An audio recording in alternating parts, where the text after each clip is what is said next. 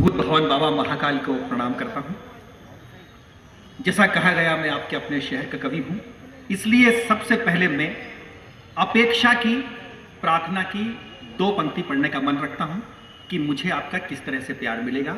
सारे देश के कवियों का आपने सम्मान किया, अपेक्षा की 4 पंक्ति आपके बीच रखता हूं। स्वागत है। कि गेर चमन को सींचने वाले अपने घर को देख जरा, गेर चमन को सींचने वाले अपने घर को देख जरा, जो बोई थी तुलसी तूने उसमें कितना नीर भरा, माली से फरियाद करूं मैं नहीं पराई सावन की, सींच मुझे भी थोड़ा जल से मैं तुलसी तेरे आंगन। मुझे पूरा विश्वास है कि इस आंगन की तुलसी को आपका प्यार मिलेगा। ओम की कई बातें आप सबको याद है और मैं अपना कविता पाठ प्रारंभ करूं, ओम का स्मरण में कुछ नए तरीके से करूं। उसके पहले मैं सबसे पहले उज्जैन की तरफ से और देश की समूची साहित्यिक चेतना की तरफ से मध्य प्रदेश संस्कृति विभाग को बधाई इसलिए देता हूं कि हमारे शहर की पहचान ओम व्यास के कवि सम्मेलन को हमेशा हमेशा के लिए स्थापित करके आपने एक अनूठी मिसाल पेश की है। इसलिए पूरे संस्कृति विभाग को मेरे अपने शहर की तरफ से जोरदार तालियां। मैं प्रारंभ करता हूं, मेरी बात सुनो, मैं प्रारंभ करता हूं सबसे पहले ओम व्यास के स्मरण से, उसके बाद में एक आध कविता अपनी पढ़ूंगा और अपना स्थान ग्रहण करूंगा। अभी यहां पर दीप प्रज्वलन हुआ, हमारे अध्यक्षता कर रहे आदरणीय पारस जी ने, आपके सबके लोकप्रिय कैलाश जी ने और मोहन जी ने और बाद में नेताजी एक और आए हैं, उन्होंने दीप प्रज्वलन किया। एक घटना देखें जो आप तक नहीं पहुंची।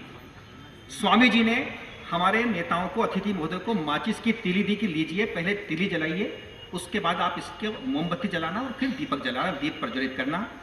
कैलाश जी ने माचिस की तीली को उसके कार्बन पर रगड़ा, आप ताज्जुब करेंगे तीली एक बार में नहीं जली। दूसरी बार पारस जी ने तीली ली, फिर से उस माचिस की तीली पर उसको रगड़ा, तीली नहीं जली। हम बहुत आश्चर्य में कि तीली जल क्यों नहीं रही है। जब तीसरी बार भी तीली नहीं जली तो पास में पवन जैन साहब खड़े हुए थे। मैंने कहा, जैन साहब ये हो क्या रहा है? पवन जैन साहब ने उत्तर जो दिया वो मैं आप सबके सामने रखता हूं, आप तक पहुंच जाए तो जोरदार तालियों से हमारे अतिथि का सम्मान करना, पहले सुन ले। मैंने कहा, पवन जैन साहब ने कहा, देख हिंदुस्तान में बहुत नेता हैं पर मैं पहली बार ऐसे नेता देख रहा हूं जिन्हें ठीक से आग लगाना नहीं आता है। बहुत अच्छे, स्वागत है, स्वागत है कि स्मृति प्रसंग ओम व्यास का, स्मृति प्रसंग ओम व्यास का, यानी उन्मुक्त ठाकों का हास परिहास का, कहने को जन्म जयंती 25 नवंबर और पुण्यतिथि 8 जुलाई, लेकिन सच कहें पूरे साल ओम व्यास की याद आई। बहुत आपकी तालियां साथ चलती रहे स्मरण में, लेकिन पूरे साल ओम व्यास की याद आई।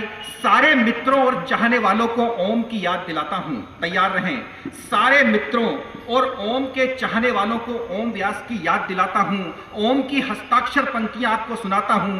पता था कि ओम के परिजन और प्रशंसक यहां आएंगे, ओम के परिजन और प्रशंसक यहां पर आएंगे, ओम की पंक्ति सुनेंगे और तालियों का तूफान लाएंगे। सबसे गुजारिश कि सब ओम की स्मृति में एक एक पौधा रोपो, वरना वो ऊपर से ही बोलेगा, एक एक टोको नहीं लगाओ, टोको।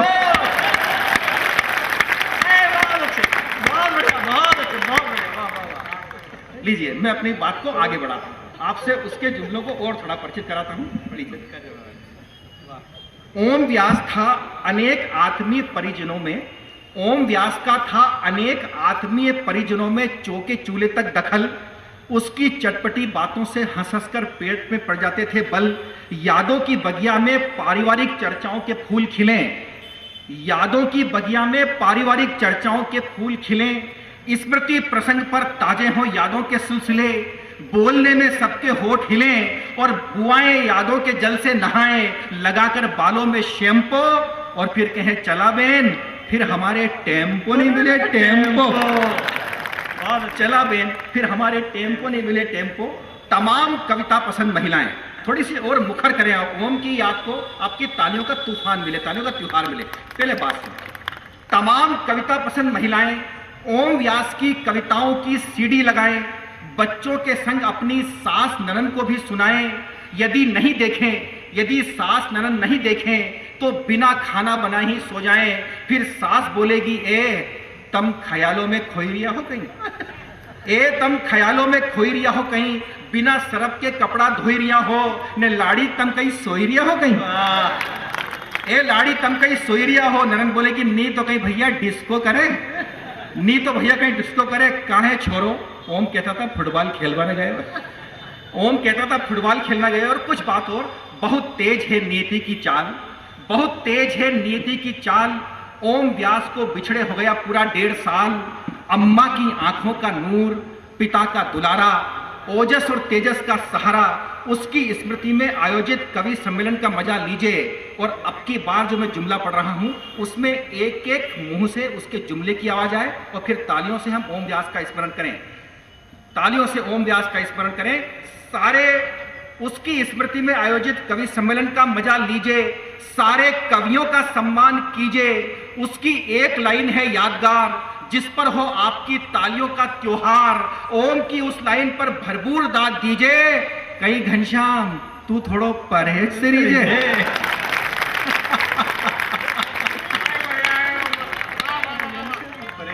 कहीं घनश्याम तू थोड़ो परहेज से रीजे। अब देखिए उसकी बड़ी बारीक बातें। सुबह पोहे जलेबी खिलाता था सबको, सुबह सुबह पोहे जलेबी खिलाता था इसको उसकी जेब से। सुबह पोहे जलेबी खिलाता था सबको, इसको उसकी जेब से। पूछ लो स्वस्थ संसार के स्वामी प्रेम सिंह यादव या शकेब से। मॉर्निंग वॉक पर तो रोज जाता था, पर घूमने के बजाय बातों में ही टाइम बिताता था। आप सब जानते हैं मुझे, मतलब जो घूमने वाले मॉर्निंग वॉक वाले हैं और सारे लोग, लेकिन घूमने के बजाय बातों में ही टाइम बिताता था और घूमने वाले को नहीं घूमने के फायदे बताता था।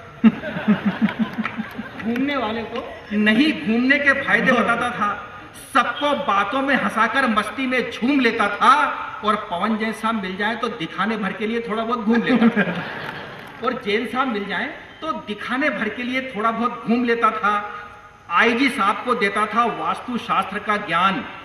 दरवाजा यहां से हटाकर यहां लगाओ श्रीमान, दरवाजा यहां से हटाकर यहां लगाओ श्रीमान। और सच कहता हूं कुमार जी, आपकी तारीफ इसको मिलेगी कि आईजी साहब के बंगले में आईजी साहब को ओम की वास्तु की बात बहुत समझ में आई है। बंगले में जितने भी चेंज हुए हैं वो सब ओम व्यास ने, बहुत अच्छा, वो सारी की सारी चीजें ओम व्यास नहीं करवाई हैं। बात को आगे बढ़ाता हूं। किसी ने पूछा भैया, किसी ने पूछा भैया रगड़े पत्ते का बहुत जोर है। किसी ने ओम से पूछा भैया रगड़े पत्ते का बहुत जोर है, नो व्हीकल जोन के कारण थम गया वाहनों का शोर है। पर हाँ, दादा मनोहर बैरागी और दोस्तों के साथ घूमने का मजा ही कुछ और है।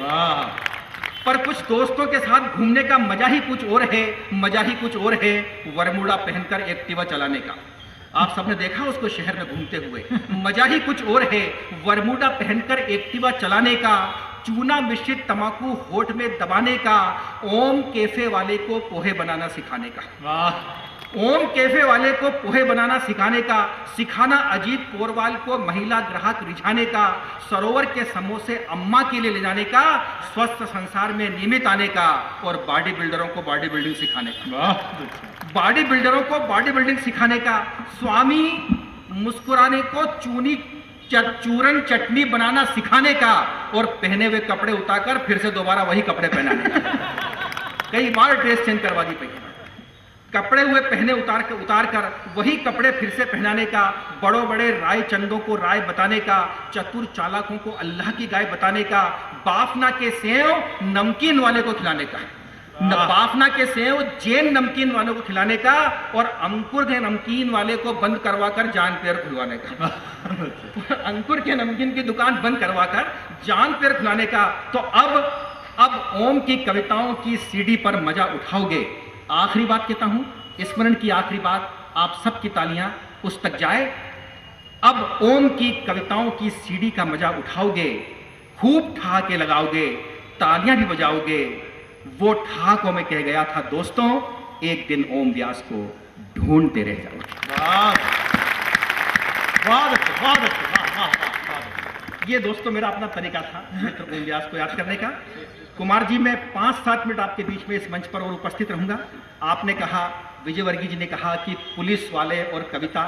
आपने देखा हमारे आईजी साहब तो देश विदेश में कविता पाठ करते हैं, और पुलिस वाले आजकल बहुत हाईटेक हो गए हमारे उज्जैन के। मैं आपके इंदौर के पुलिस का एक कारनामा बताता हूँ। मैंने एक बार हुआ साहब ये आपके इंदौर की सच्ची घटना, हमारे आईजी साहब के तो पर्सनल स्टाफ में दो तो पीएचडी डॉक्टर हैं, मतलब उज्जैन की पुलिस हाईटेक। मैं इंदौर के पुलिस का नमूना दिखाता हूँ, पूरा आनंद लेना। हुआ ये साहब कि मैंने राजवाड़ा के पास एक जगह गलत गाड़ी कर दी पार्क। अब एक पुलिस का जवान दौड़ता दौड़ता आया, बोले चालान बनेगा। और इंदौर वालों के भाव भी तगड़े पुलिस वालों के, वैसे तो इंदौर वालों के भाव तगड़े हैं।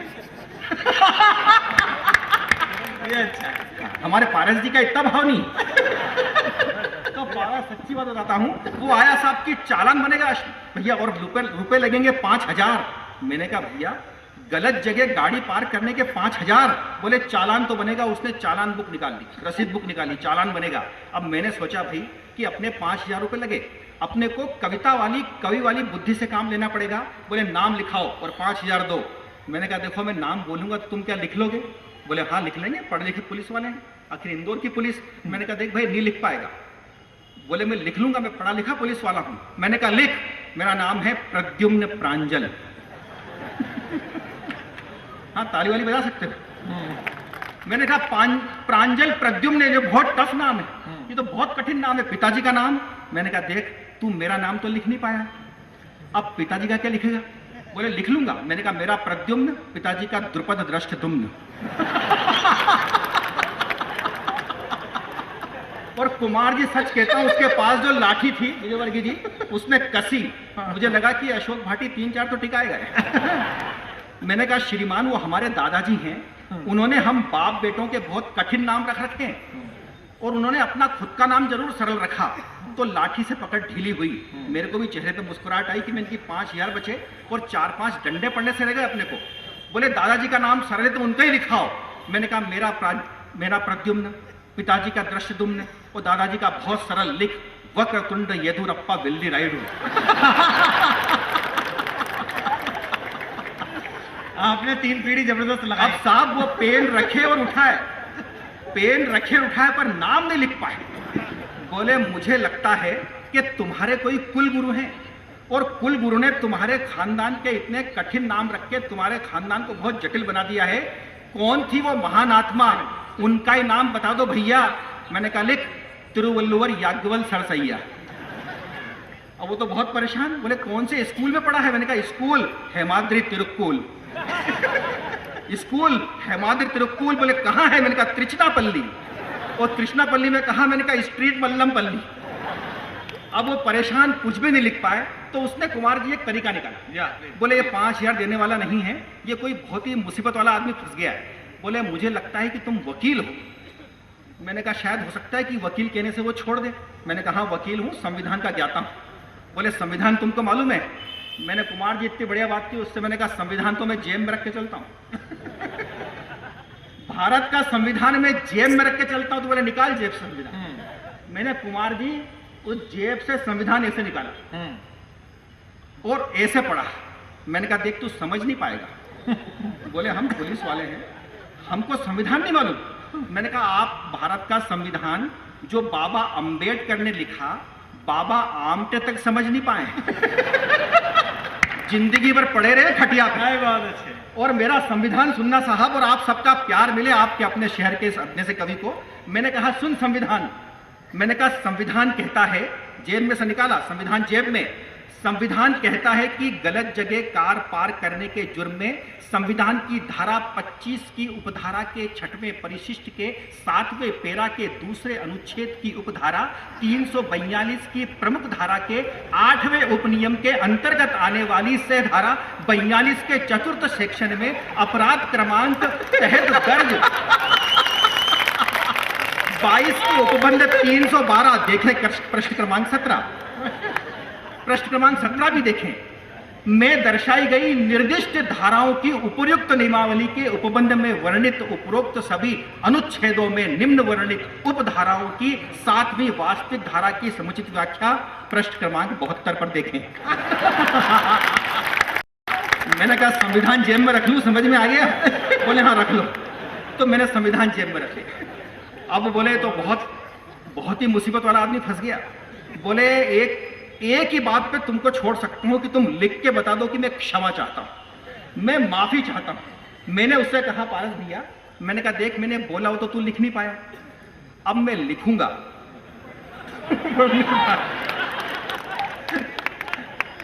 मैंने कहा तू पढ़ नहीं पाएगा। और साहब मैंने सच्चा किस्सा लिखा कि मैं क्षमा चाहता हूं, आपको लगे कि मैंने क्षमा चाहता हूं लिखा और वो पढ़ नहीं पाया, तो फिर मुझे आप सबका प्यार मिले। मैंने लिखा मिच्छामि दुक्कडम। अच्छा है। बहुत परेशान हूं, पाए न लिख पाए। बोले वो सोचने लगा कि ये है कौन, तो वो उसने तमाम तरह की मतलब शिष्टाचार सप्ताह चल रहा था पुलिस का इंदौर में, तो तमाम तरह के अलंकारों से पुलिस का अंदाज भी और शिष्टाचार सप्ताह भी। वो मुझसे बोला क्यों बे भाई साहब? मैं हंस पड़ा। बोले सर बहुत दांत फाड़ रही है।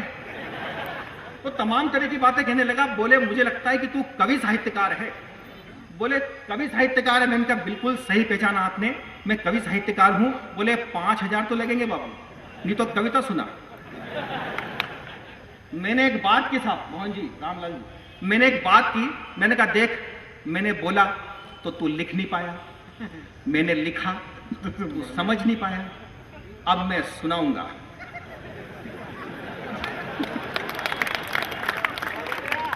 तो तू समझ नहीं पाएगा। और मैंने छायावाद पे एक मेरी पुरानी लिखी कविता सुनाई। अब देखिए आप, कविता सुनाई मैंने, वो देख रहा है एक टक, उसने कुछ भी ना पेन खोला ना, बस वो देखता रहा। मैंने कहा सुनाई कविता। मैंने कहा नभ में सप्तरंगी चाप खिंचा, शुभ रंग प्रभाज्वल होकर विचरता कहाँ ये बंदल निडर, बदमाती सुखपार बकमालिका, जो उर्माल में शुभ्र मोती नचा, सिंधुसा शामिल गहन गहरता, घन टुकड़ियां होड़ लेकर चली, चपला चमकती जहां मानिनी, अरुणाई से धरती दिशा, सावन में नृत्य मग्न मोर है, हरी तिमातल सुहाती भली, समीर से जल में हिलोर है, दृश्य नाविक निरख क्यों हंसा, समीर में जल से हिलोर है, कविता अभी और है, अगर सुनने की इच्छा हो तो सहमति जता, वरना इतनी ही कविता का मतलब बता।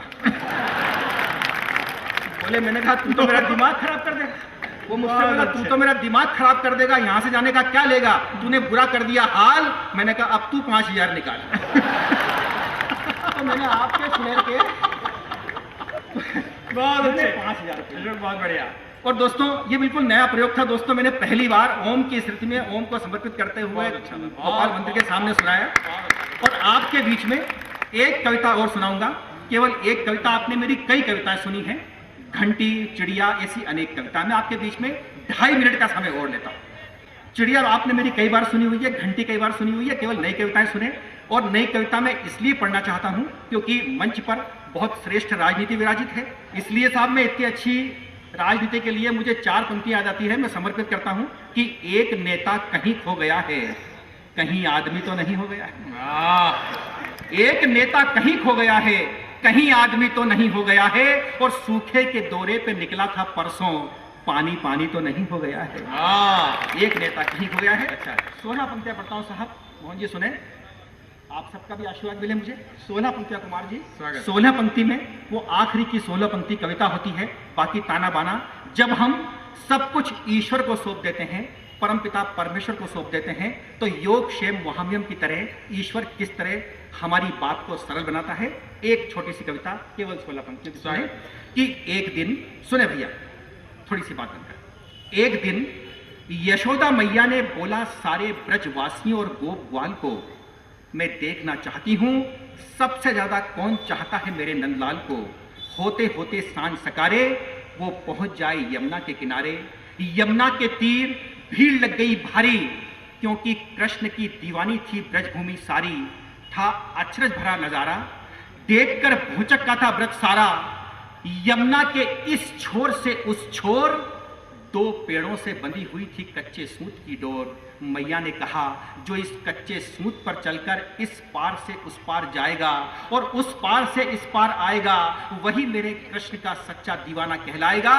ये घड़ी है आपके इम्तिहान की, मैं देखना चाहती हूँ कि कृष्ण के लिए कौन बाजी लगाना चाहता है अपने जान की। बहुत अच्छे, बहुत अच्छे। मैं देखना चाहती हूँ कृष्ण के लिए कौन बाजी लगाना चाहता है अपने जान की। पसर गया सन्नाटा, छा गया मौन, कच्चे सूत पर चलकर मरना चाहता है कौन। सबने कहा मैया ये काम हमें करना नहीं है, हम अपने कृष्ण के लिए जीना चाहते हैं, हमें अपने कृष्ण के लिए मरना नहीं। हम कृष्ण के लिए जीना चाहते हैं, हमें कृष्ण के लिए मरना नहीं है। यशोदा के मन में निराशा छा रही थी। देखा तो सामने भीड़ में से राधा रानी चली आ रही थी।